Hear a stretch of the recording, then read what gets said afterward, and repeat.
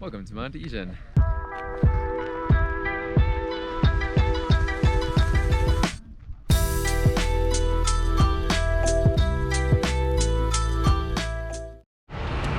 We've just arrived on Java, waiting for our driver to pick us up and take us to our hotel. First impressions, Java is Muslim when Bali is Hindu, and instead of the multiple shrines and temples that you had on Bali, in here the landscape is dominated by the sound of the call for prayer. And we could see the first mosque on our right hand side. But other than that, I could already see a few warungs with nasi goreng, so guess what's for dinner? Noodles and rice. Noodles and rice.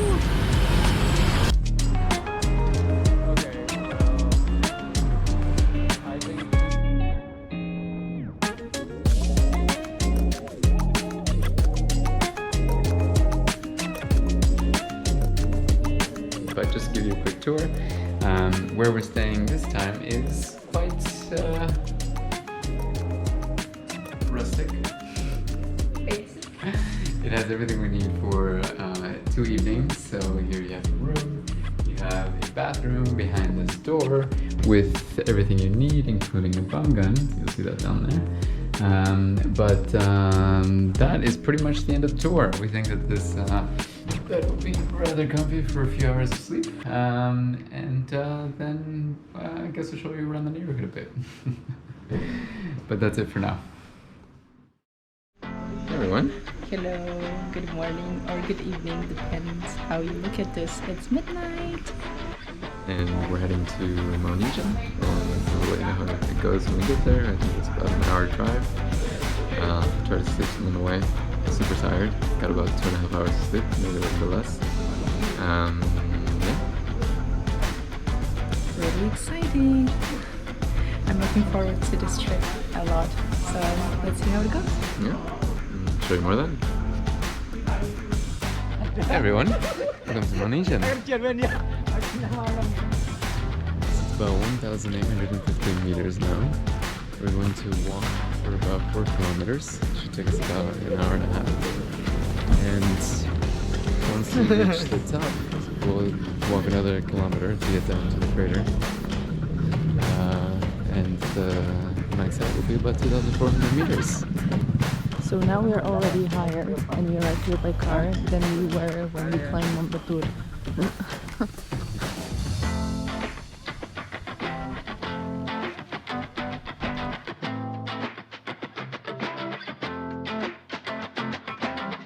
Feeling full of energy now? No. But let's see how we feel as we continue walking. Let's see if it smells like sulfur from the very beginning.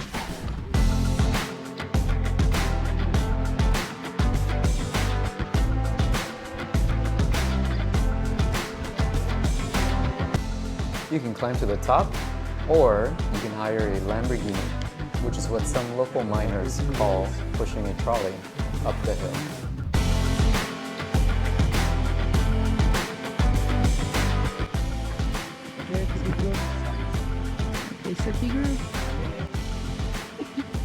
Here, you can see the first traces of sulfur that fell from miner baskets.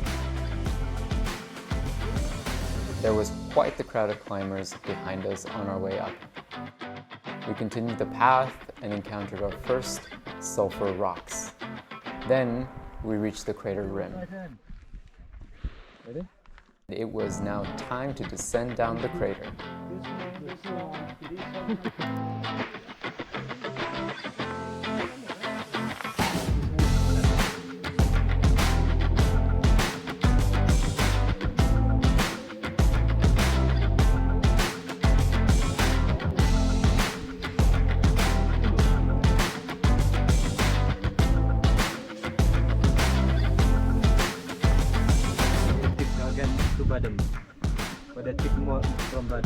Okay.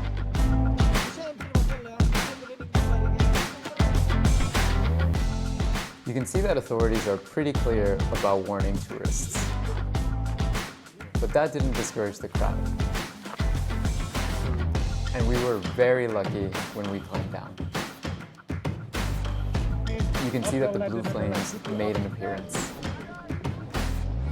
And everyone wanted to take a picture of them. And because the place got quite crowded, we had to stand really close to see them through the crowd and fumes.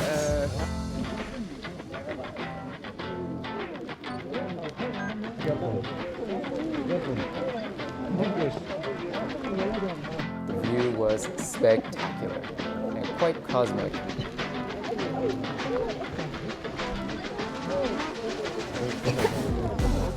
But the more flames, the more fumes, and sometimes it was hard to breathe, despite the gas masks. The crowd was also getting denser by the minute, and since you can only see the blue flames before dawn, time was running out fast. Oh, and just a few meters away from the crowds, you'll find the lake, the most acidic crater lake in the world. These are the working conditions of the sulfur miners. The sulfur vapor is channeled through pipes and leaks down, where it solidifies around the pipes and on the ground. Accumulated deposits form rocks. The miners then separate the sulfur with sticks and other basic tools. The miners don't use any other equipment, like gas masks. Every rock is placed in a double basket. A full basket can weigh up to 80 kilograms. In the past, they would carry the baskets all the way down. And starting only a few years back, they began using the Lamborghini trolleys. For every kilogram of sulfur, the miner will receive 4,000 rupiah, about 300,000 per descent. The miner makes 2 to 4 trips per working day. Sulfur mining is the highest paid job in the region. But on the internet, we read that the descending crowds block the miners carrying loaded baskets. When we visited, the crowd was so dense that no miner was working. They were waiting for the sunrise, the moment when tourists climbed back up to the rim and they could start their day collecting sulfur. Some miners that speak basic English become tourist guides by night. Others offer trolley rides to tourists up and down the mountain. Many return later to mine sulfur during the day.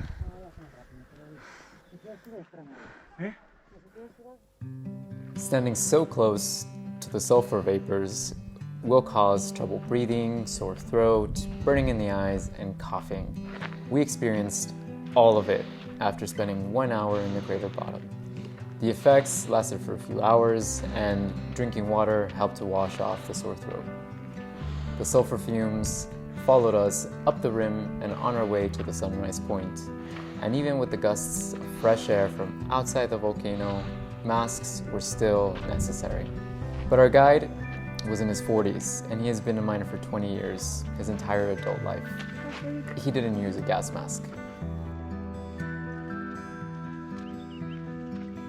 Each step up the rim and towards the sunrise was bringing more fresh air and hope. The shape of naked trees, dark against the morning glow, made the landscape nearly mystical.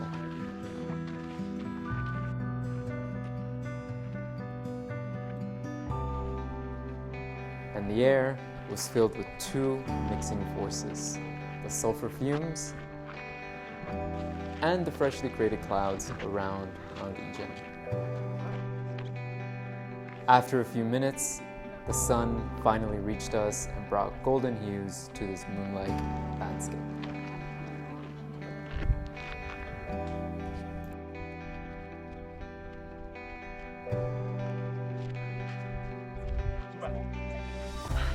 Quite the workout getting here.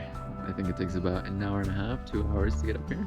It's easier to walk, at least the path is easier to walk on, easier than Membatur, but still, it takes time, and it gets a little bit more challenging to breathe while up here, because he had to wear one of these bad boys. Well, and thankfully they gave us. Thankfully, and they help, but it gets tough. I say I enjoy the hike down into the crater. Not so much. I could have looked at blue flames on the stove, but it was nice to see. I checked it off my experience within 2 minutes and I wanted to come back up.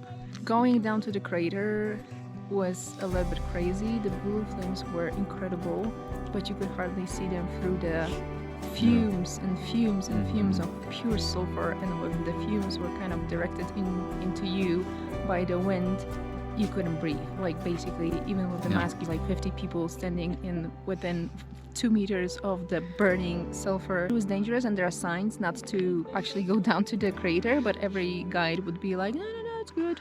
Come on, this way. Follow me. Or maybe they show you the sign to be like, okay, now from now on, you do it at your own responsibility. Hard to say. Liability waived. I'll probably not repeat it. I wouldn't go down to the crater again, but maybe I would do this hike up here, like just go around it. We absorbed a lot of sulfur today. I still can feel it in my throat. It's quite unpleasant. And we're still on top here, so. And we're still on It'll top of continue. here, so whenever the wind brings the fumes, we breathe it in again. Well, we did it. I'll show you a bit of the lake. Come on, I think it's clearing.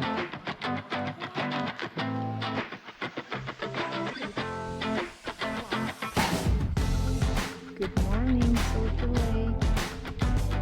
I wish you don't stand so close to the rim. So this is what we did. Can you see the fumes over there on the other side? This is where we descended from the top to the bottom. Well, the view is amazing, to be honest. Right now, the view is absolutely stunning. That will be it, guys. Hope you enjoyed it without the sulfur. Bye for now. I'm on Mount Ijen.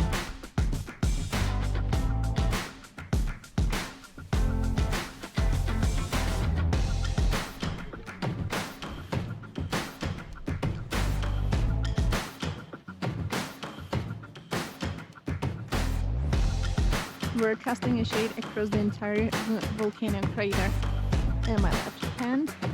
The volcano is back in fumes, so we cannot see the lake anymore, but at least we see this awesome shade.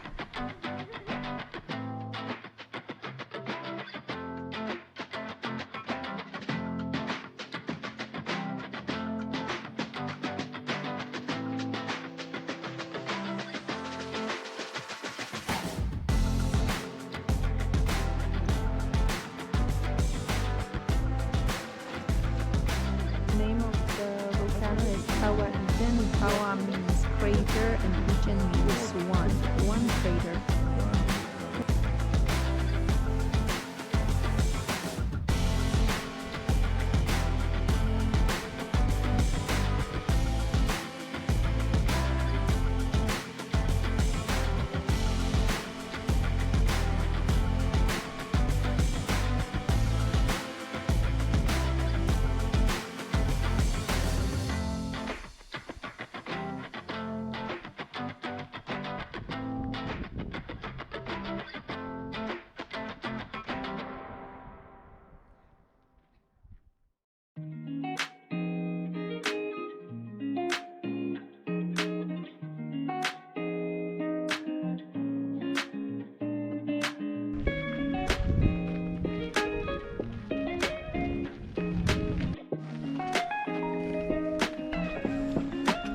And these are the taxis.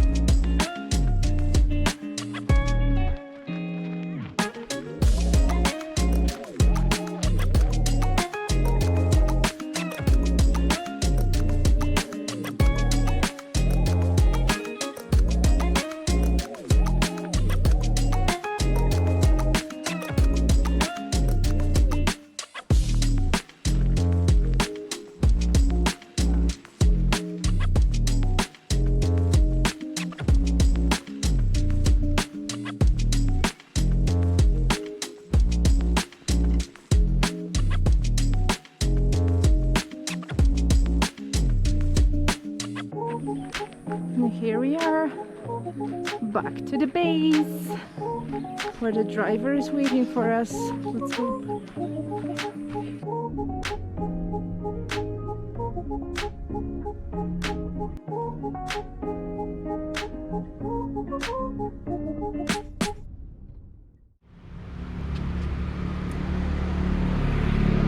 Welcome to Banyuwangi. Hey guys. Hello. So we are in Banyuwangi. This is our first full day in here, but we didn't really see much of the city or Java. So after a short nap, we decided to grab lunch.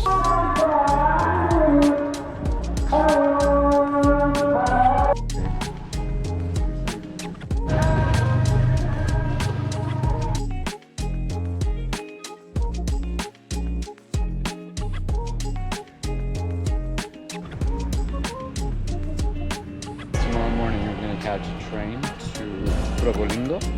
Should be about 4.5 hours. And this evening will be pretty chill. Oh, just one more thing. The tourists are not as common. People stared at us. A family on a motorcycle, a child, father and the mother stopped. And the father was showing me to the child. So I waved like a nice, interesting specimen, and they waved back, but with a big, honest smile, so we didn't really mind it. But new sensation for me. Let's see how it goes the farther we go across Java.